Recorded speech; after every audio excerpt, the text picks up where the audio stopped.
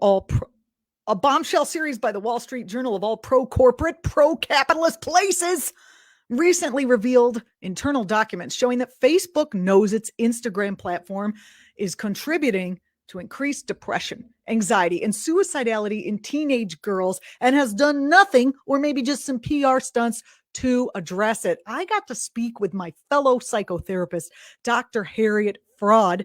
She is the co-host of It's Not Just in Your Head, the podcast, and the host of Capitalism Hits Home at the Democracy at Work Network about just this issue. I think you're going to love it. Here's our conversation. CIA agent pushed that the feminist movement should be gender only, not class. Oh, just as her equivalent. How convenient. Yes, pushed right. that race only in the civil rights movement. Black power, not people power, and remembering that Black people were enslaved. None of that. None of that. The stocks for stocks for Facebook, they kind of tanked after the report came out, and but still the investors don't seem to give a holy high hell. They're staying with it. It's not like there was a big sell-off, even though the stock price went down. They're sticking with Facebook, even though Facebook basically contributes to the suicidality of teen girls. And that's just sort of at the tip of the iceberg. Depression, anxiety, all of that gets in the way of functioning and affects people's lives. Absolutely. And what it does is it means that girls who are already encouraged to think of themselves as objects to be looked at rather than people are more and more frightened that they don't have the right X, Y, or Z. And they look at these touched up models and always feel inferior. And as one thinks about it, I mean, in those many religions, the Orthodox, Jewish, Muslim, and Christian, women cannot be priests. They're not the heads of the church. They're the body of the faithful. When men are dressed up, they wear a tie. When women are dressed up, they wear a low neck. We are the body. They are the head. And that has, that's been profitable because you have a group of people committing what they estimate as $158,000 a year of free labor at home to enable a man to go to work having had breakfast in clothes that are washed and so on.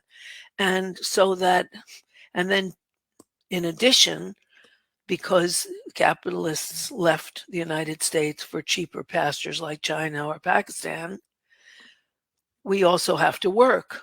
So that the double burden and the second shift, as Arlie calls it, is really oppressive. So you brought up two really interesting things that connect here. The specific problem with Instagram is because it actually focuses more on women's or young girls' bodies and not just like the silly faces that Snapchat do or TikTok, which has a performative aspect that goes well with when you're making something funny or interesting. Cute. Or you're shooting something that's not you. Look at this cat, whatever. It's based, but Instagram is pics of what you look like. People exercising. The Wall Street Journal podcast even, said they talked about that. They talked about in the podcast that they put out that went with the study and the breaking news of the study. They had an example of a girl who would be on Instagram and then she decided she was going to be a fitness person on Instagram, which I guess you can just do right now. You don't have to have any expertise. You can just be like, I'm going to do fitness, whatever. And then she started getting an eating disorder and started having obsession about Instagram. There's so much I want to touch on here, including the connection between addiction and social media, specifically Instagram. They didn't mention addiction or obsession. They only mentioned anxiety and depression. Yeah, but also what happens is it's an addiction to an image, so that you become an image and not a human being. Because also in Tinder, you just flip through the images. You become just an image. And there, women become something to be looked at, not a person to be talked to be interested in, with a life, but something to be looked at. And they see these images on Instagram of idealized women, and they always feel inferior. And to compensate, they think if only I exercised more. And then there's the whole wellness which industry, much of which is starvation Mm, and hyper exercise, just like with mm, anorexia, mm. where you can never be thin enough, as the Duchess of Windsor said, you can never be rich enough or thin enough. Your poor body is working hard to keep some fat so that if you ever wanted to have a child, you would have resources. You're like working against nature. You need Exactly. some, yeah. You need some extra anyway, and you need to Mhm. be who you are. And it's interesting that the clothing industry also has its role, because when clothing was not mass manufactured, it was made to your body. So that was Interesting. fine. Oh, I never thought of that, Harriet. That's But fascinating. we now have to squeeze into the sizes that are manufactured. And your Wow. body type has to be the one in the regulation outfit rather than clothes be made to fit you. I have often wondered why clothes do not fit a butt. It's like you're not supposed to Yeah, have a butt. I mean, you need a butt in order to sit. you do. Yeah. Yeah. And whatnot. Butts are very popular these days. I think it was what, 15 years ago, they started coming out with pants that That actually have butts augment, room. and now they have pants that augment your butt, because maybe if you don't have a big enough butt, you can get an artificial one and buy it. Ugh. Oi, as a mom of a young girl, she's not on social media yet. I'm going to try to stave it off as much Yep, as I possible. In hope fact, so. it's what's funny is the private schools um talk specifically on how they don't allow social media in the classroom. They don't allow phones. They don't allow everything. And the public school is like, here's an iPad, Yeah, this is, and they think that's good that they did you a service to bring you an iPad. And I think the anxiety that the child has and they need to report, which I'm hoping we're going to do on this right now, about the anxiety that this also brings the mother and the father and the parent, any loving, parent who is concerned here. It just brings up additional work. fear that's unnecessary. Like they don't need an Instagram account. Oh my God. No, they don't. What happens though is, on the one hand, a positive idea, which is that public school kids whose parents may not afford a computer for them, and and in when schools are closed, they need something to connect, and they ought to have computer skills because that's part of the skill set of America. But then that can be in a profit system. Their development can be utterly twisted so that Facebook can make a profit. Uh, Because in the discussions of Facebook that I've been reading about, they know perfectly well that they're destroying the lives of young women, but they're they're making money. And that's the point of Facebook. And they defend themselves with a little plausible deniability, like, oh, well, girls have always compared themselves to others during the teenage years. So, how can you prove that this is getting worse because of what we're doing? But there are studies. The study came out that proves that this is making it worse. Also, if you can compare yourself as others, as who knows more about this, who's better at jump rope or something like that, but Right. comparing yourself on the basis of what you look like and restricting yourself like the Kardashians do to a media agenda of Mm, looks and body, looks and body, looks and body. That's all you become. mm. And so that you become obsessed with not achieving something that will give you something for the rest of your life, but with an image, because you are an object to be looked at, not a person to be developed. Have you seen the effects of social media in your own work with young people or the parents of young people? Yes, in fact, if you work with young people now, one of the things you need to do that you didn't used to need to do is to look at their social media, because that tells you a lot about who they are and what they're struggling with. And with young girls who are trying to find a way to be different from their parents and successful, success is image. It's very sad. What we should have for young people whose individuality is usually measured by their putting down their parents and being different, is should be doing heroic activities. They should be going to clean up the city. They should be going to spend time with children who need it. They should be addressing all the big problems that we have in our society and feeling grand and important and measured by their contribution rather than what they look like and how to buy things and drive themselves towards an image. It's a Do you very destructive developmental thing to have them compare themselves to an idealized and often airbrushed image that they see on Instagram or somewhere else. And I think these days it's like that phone is right in your pocket all the time. So the comparison, the mental trigger for comparison is there while you're in the bathroom, while you're in the car, while you're, when it was just magazines, if you didn't have the magazine with you, you may actually pay attention to something else. But now they have this Yeah. constantly. Right. And if they're not on it, then they feel socially estranged. And this is a time when girls and guys are trying to figure out who they are separate from their parents.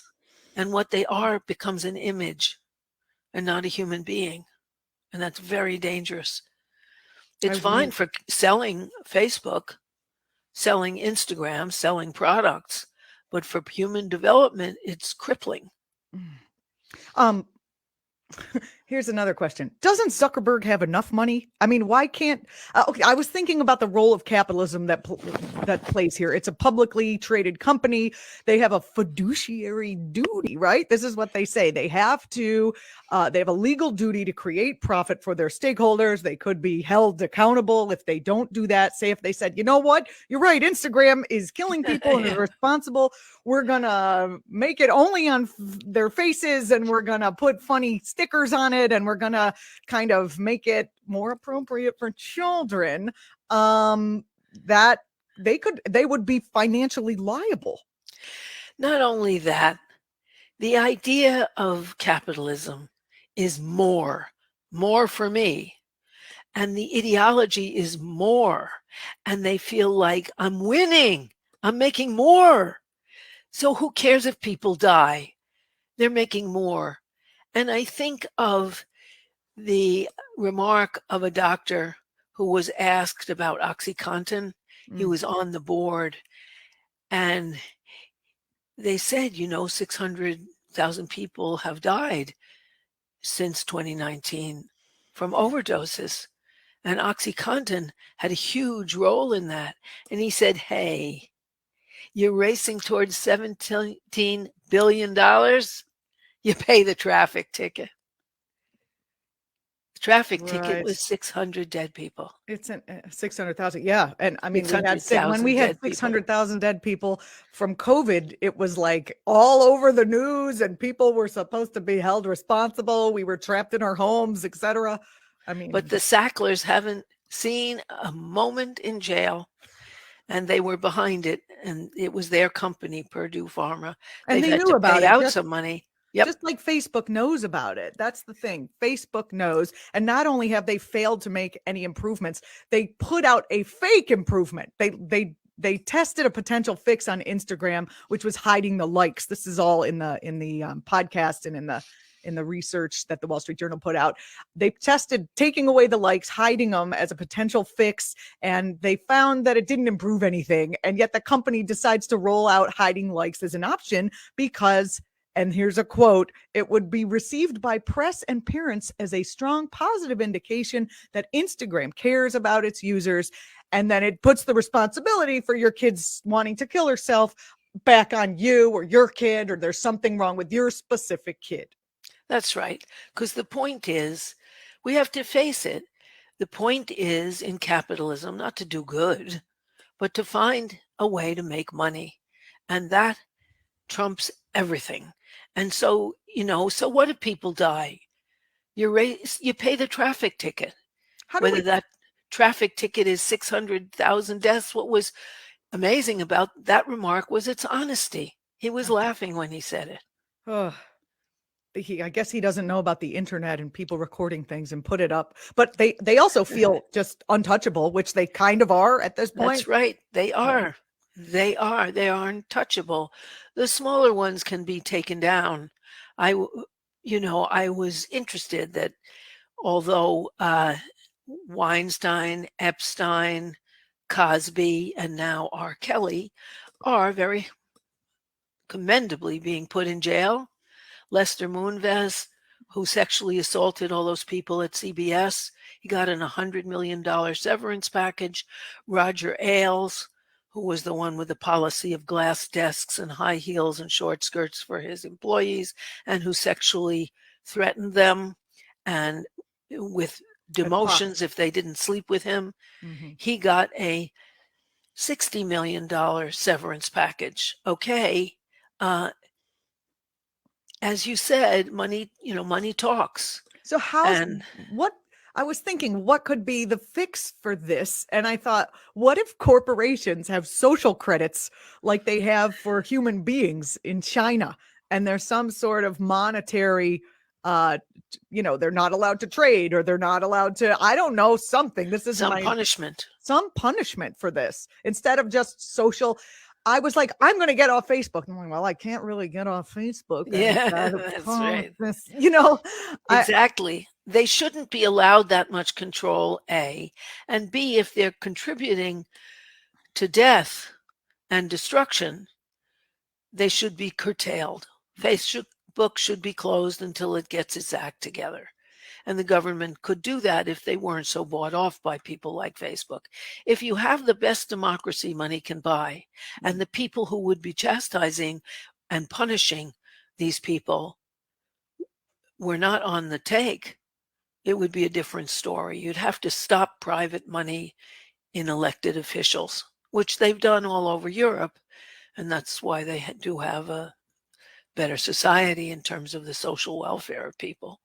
Harriet, you have a podcast with Max Golding called It's Not Just in Your Head, which I absolutely love. And all the work that you do has been just revolutionary in terms of being a psychotherapist that takes into account the system and doesn't just put the blame or for someone's anxiety squarely in their lap. Can you talk about how it's just so American to be like, well, you're an individual, so this is your fault, and it's totally disconnected.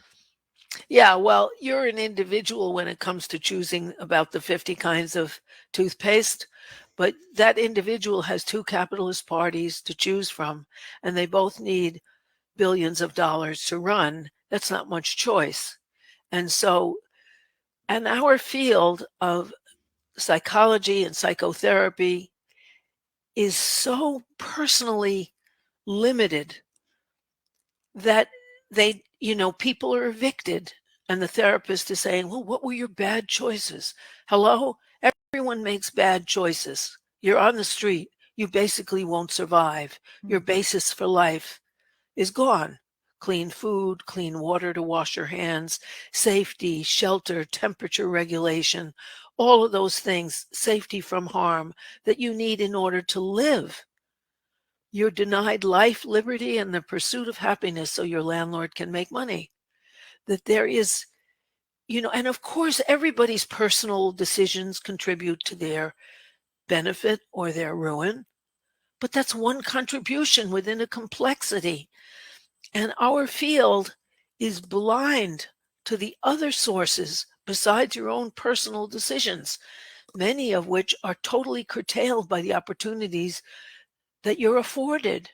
I wonder if this will change at all as climate change. I mean, clearly, when you're doing fine and then a hurricane, whatever, comes and wipes you off the map, or fire comes and burns down not only the poor, but also the rich. I wonder if this, people are traumatized from that. Sometimes they'll seek mental health. I wonder if there'll be a change both in the mental health community to be aware that outside things actually affect people. That will be hard. In the therapeutic community, there are basically 4 influences that cement this kind of myopia where you only focus on the personal. And they are Big Pharma, who have written this statistical manual, the diagnostic statistical manual that one has to use in order to get compensation. That was designed by the drug companies originally to plug into a drug. And at every convention of the Diagnostic Statistical Manual redo, all the drug companies are there advertising in neon. So you have big pharma. You also have the insurance industry that doesn't want you to do therapy. It takes longer, even though you don't have side effects and you get stronger. Mm-hmm. So there's the big pharma, there's the insurance companies, there's the hospitals who get paid only when doctors admit people. And hospitals, doctors, well-paid psychiatrists in this field, Mm. doctors, hospitals, big pharma, and insurance work together to lock in a system in which society's ills have no role. This is all you, and you are at fault if you don't succeed, rather than that you participate, but so does the whole rest of society, where you were born, what kind of money your parents have, what kind of schools you can go to, what kind of nutrition you can afford, who's there for you when you come home, or no one because everybody's working. Mm-hmm. All of these economic decisions and social and political decisions, whether you have clean water, all those kids in Flint, Michigan, who might be developmentally destroyed because they saved money on the water system. They Mm-hmm. didn't want to tax the Save rich money. after all. Right. So that you have an interlocking system. And the medical community and the mental health community has been part of it. They're just fine with Facebook wrecking everybody because they'll make more patients. Exactly. Mm. Or, okay, they can treat them as what were their personal choices watching those programs, even though they're adolescents, everyone's talking about it. Mm-hmm. And they need for their own development to be part of their own community, Mm-hmm. shaped by Facebook, unfortunately. How do we fix the problem? How do we treat? What would be a sane way to treat? I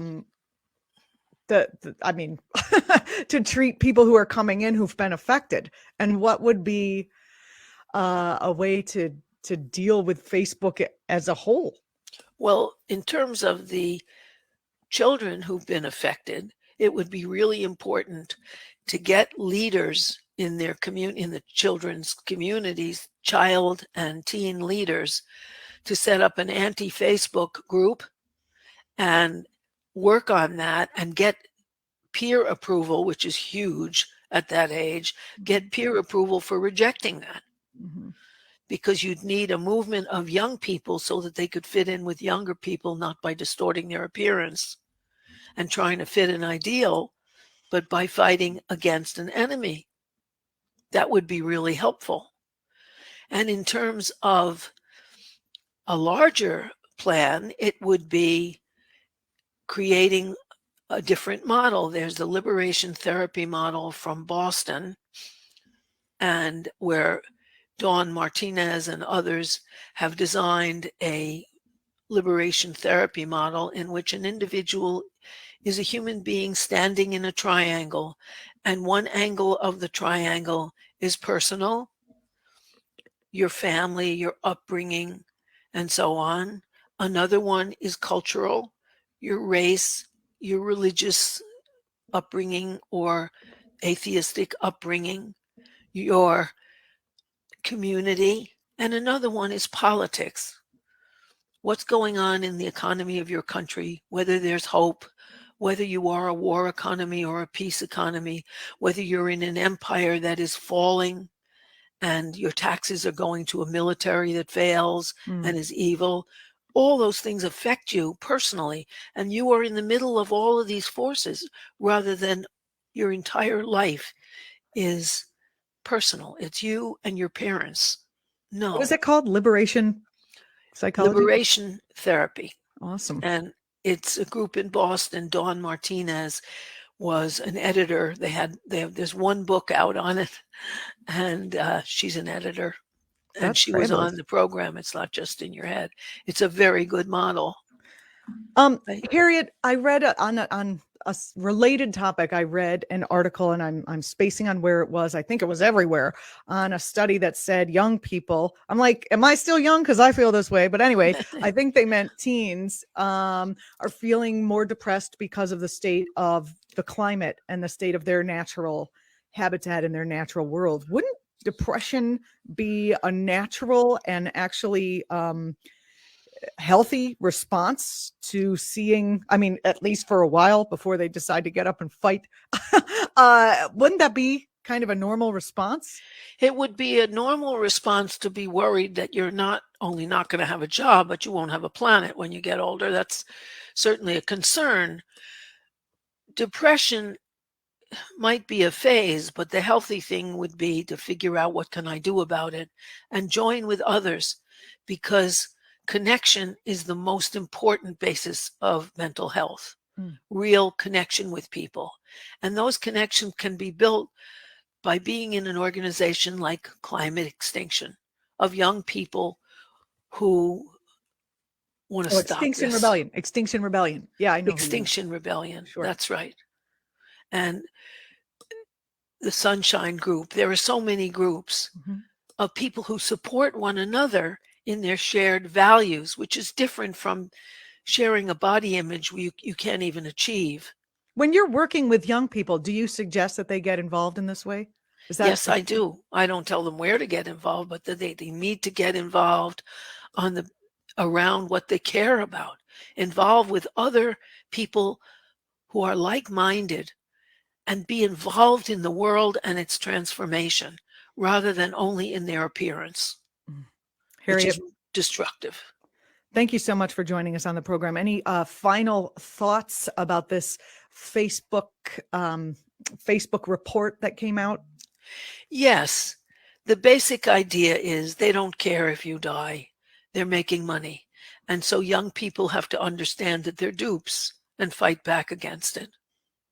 Thank you so much. Harriet Fraad, you are the host of Capitalism Hits Home on the Democracy at Work Network. Also the co-host, along with Max Golding, of It's Not Just in Your Head, the podcast. Find it wherever you find podcasts, which is everywhere. You just ask the smart speaker, play Harriet Fraad, and it does.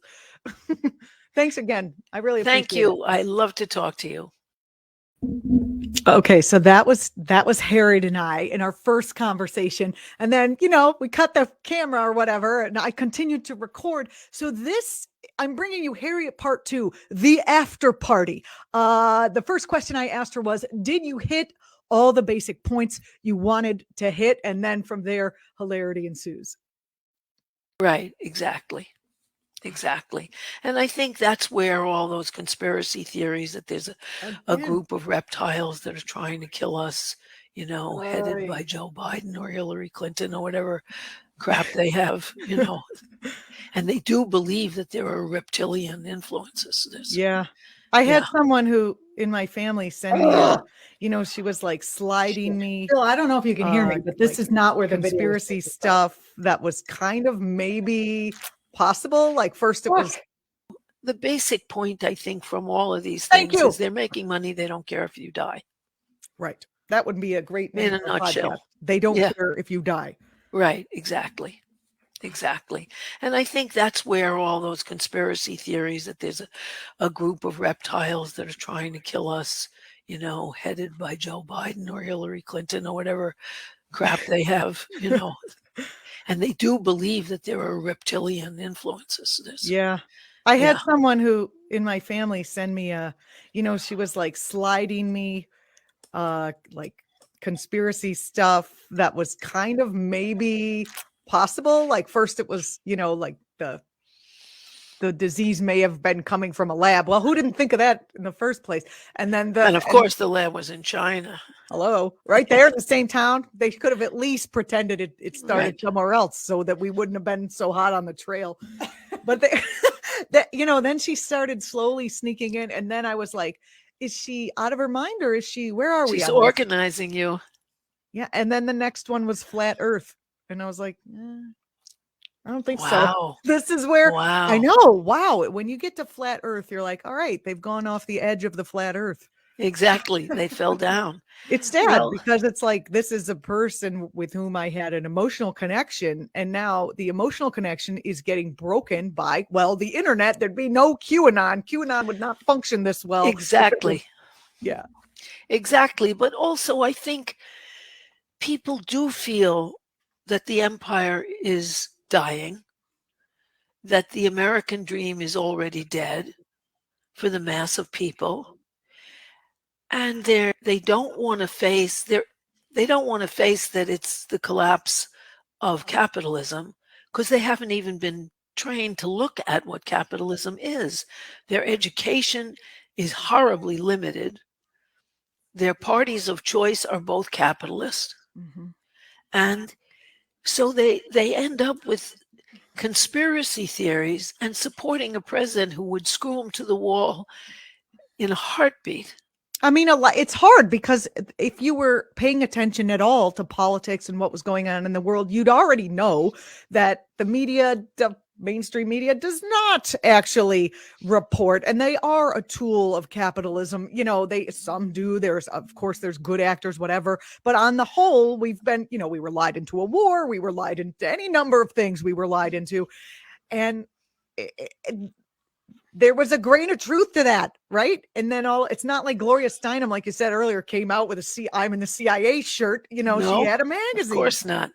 She had a magazine, and we all thought, great, because what happened was she got active. She got us a magazine with no ads, and we were too naive to say, "Woo, who paid for it? Who's paying for this?" Yeah. So people started to question. People learned. People felt burnt by the system and what's going on. And then they look for someone to blame, and now they're blaming reptilian Joe Biden. And right, and they look within the narrow band of that to which they've been exposed. We don't have an alternative left. In France or Germany or any of the Scandinavian countries, you have a socialist and communist parties. They have a newspaper. You have alternative media. When you run for office, there's no paid advertising allowed on television. Everybody stands there and says what they stand for. It's a different educational system. And so they have a sense of alternatives. It's not perfect by any means, but they have a sense of alternatives. When the 2008 recession happened, in Iceland, they were given a choice. They had a referendum. Do you want to have austerity? Many of you will lose your jobs, but the banks will be all right. Or do you want to nationalize the banks, eat local products, and put the real banksters in jail? Well, guess what they voted for? So they got out of the recession, and they didn't have to lose their jobs and face austerity. Sometimes I think the chaos that's happening in the US and of course across the world with the climate change and the crumbling of the empire is, that's actually a hopeful thing if we don't all get killed by it in the first place. Hear me out, because there's no way you can fight against these powers, but they're so interlocking. One of the other stories I did in the newscast of this show, or I'm going to be doing, is about how the UN partnered with the World Economic Forum, the UN and the 1,000 most companies about how to keep our food system safe. I mean, they didn't ask farmers. They didn't ask indigenous people or women who work the land. They didn't ask, sustainability experts. They asked Pepsi and Nestle.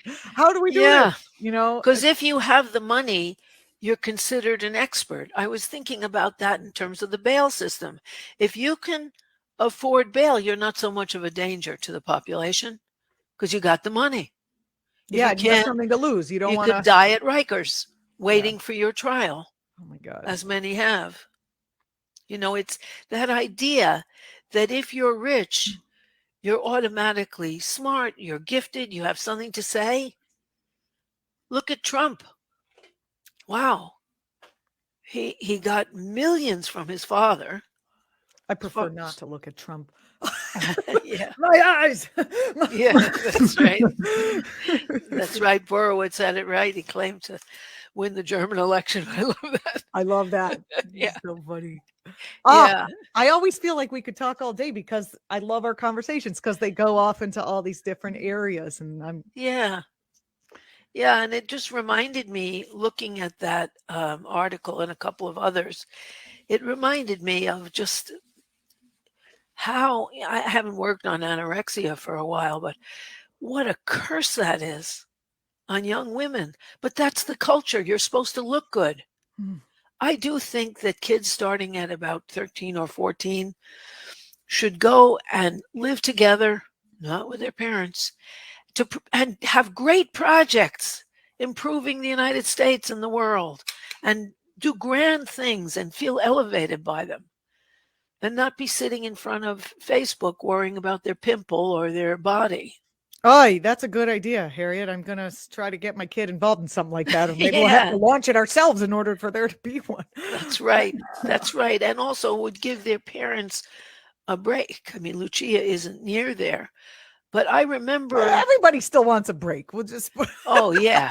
And when you're 13 or 14, I wouldn't have done this to my parents because I didn't have the right to. But I remember my daughter and son scrutinized every moment of us, that we weren't, their public might see them in an embarrassing moment. Rick once picked up Tess at school. I think I might have told you this because it was such an impressive thing to me. And she wasn't paying attention when he went to pick her up in the car, so he beeped.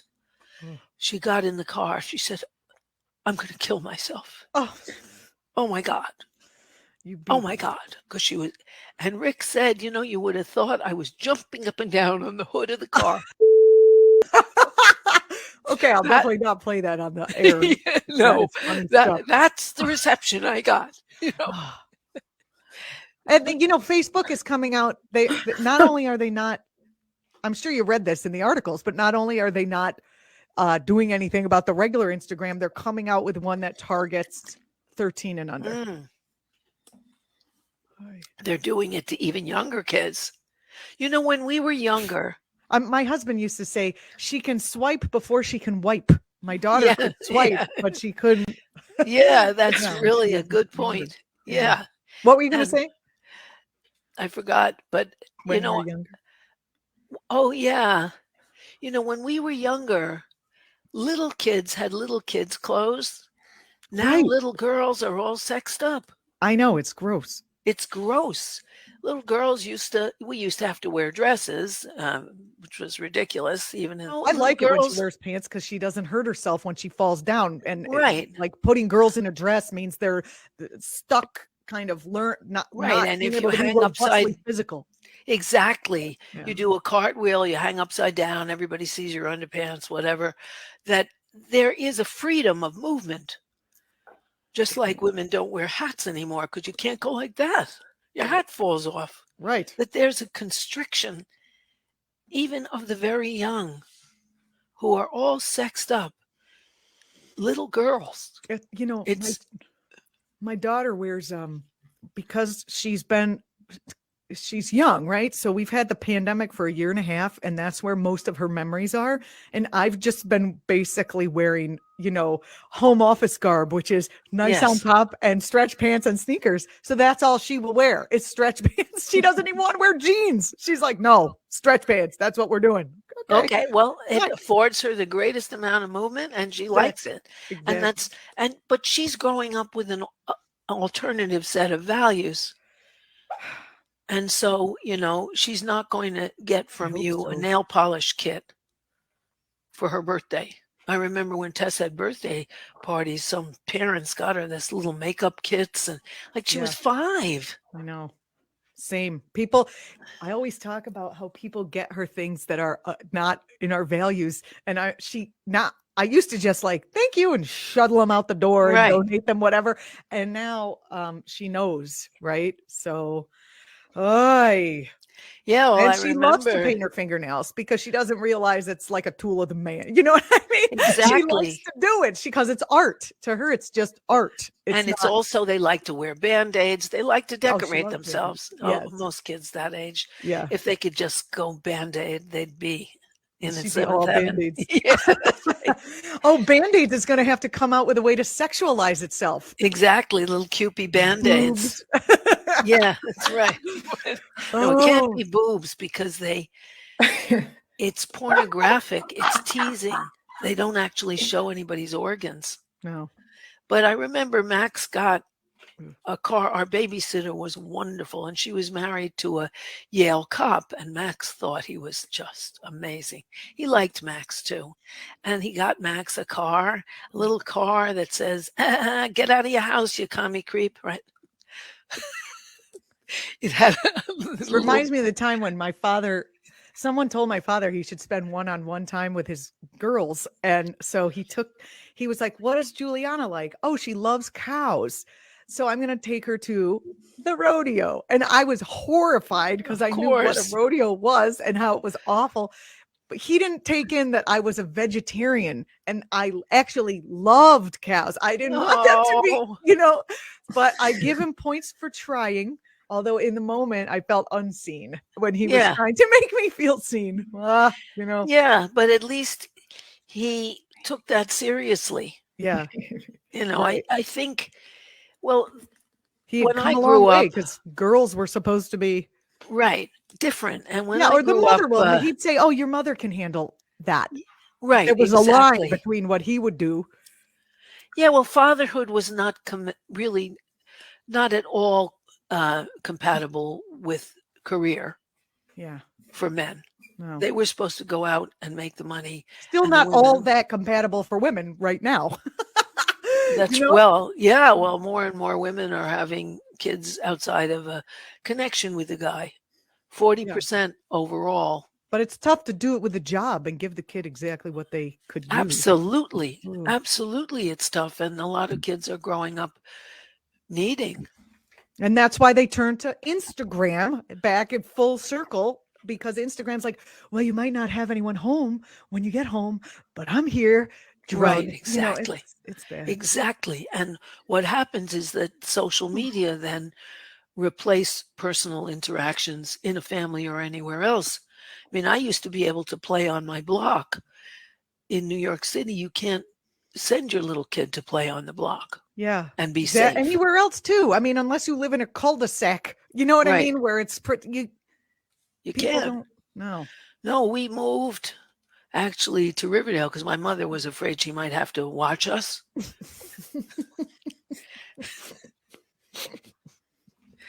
And so, I love it.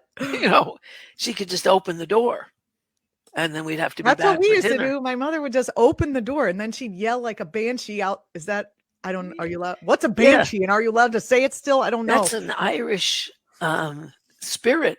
Oh. And I don't think it's gendered either. Okay, great. So she would yell like at top level, Julie,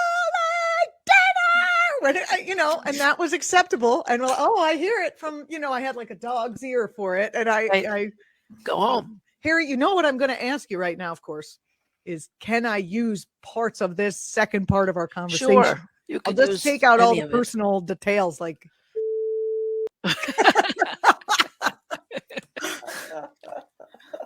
Yeah, sure. It's fine. You can use anything. Send me the link. I had such a great time speaking with her, as if you couldn't tell. I hope you enjoyed that. You're watching Act Now. I'm Juliana Forlano. Act TV is all over a whole bunch of platforms. So wherever you're watching, please do the thing on social media, whichever platform you share or like. We do read your comments, so comment away. And if you have an action that you are involved in and you want us to cover, don't forget to reach out. You can reach me directly at juliana@act.tv. Thanks so much for watching. I look forward to seeing you next time.